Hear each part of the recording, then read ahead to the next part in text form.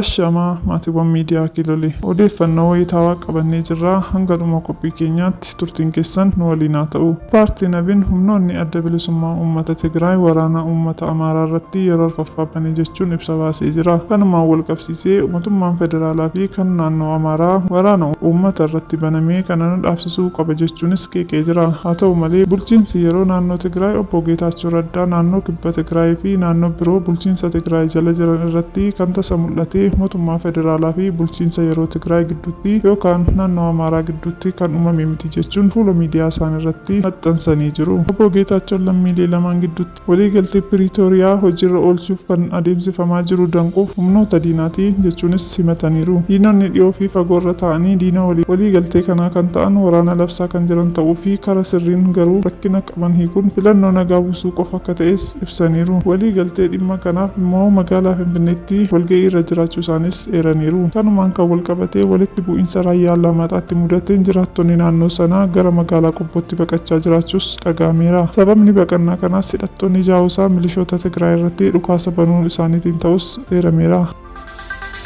Pireezidaantiin Somaaliyaa Hassan Mohaammed pireezidaantota naannolee federaalaa dilbataa fi wiixata walga'ii haaromsa heera mootummaa irratti gorsa kennuuf waamuun isaanii ni yaadatama. Mariin kun lola Al-Shabaab waliin taasifamu irratti kan xiyyeeffatu ta'uu waajjirri pireezidaantichaa ifa godheera. Gama biraatiin maddeen oduu biyyattii akka gabaasanitti naannoleen Puuntland, Jubaland, Galmudug, Shebelee fi kibba lixa federaalaa ibsa ejjennoo waloo heera mootummaa fooyya'ee pireezidaantiin Mohaammed raggaasise irratti ibsa baasuuf qophaa'aa jiru. Puuntland ji'a darbee fooyya'insa heera mootummaa mootummoota federaalaa irraa aangoo gadhiisuun ishees ni yaadatama. Egaa dhaggeeffattootaa fi jaallatamtoota keenya qophii har'aaf qabnu asumaan goolabnaa. Turtii gaarii qabaadhaa.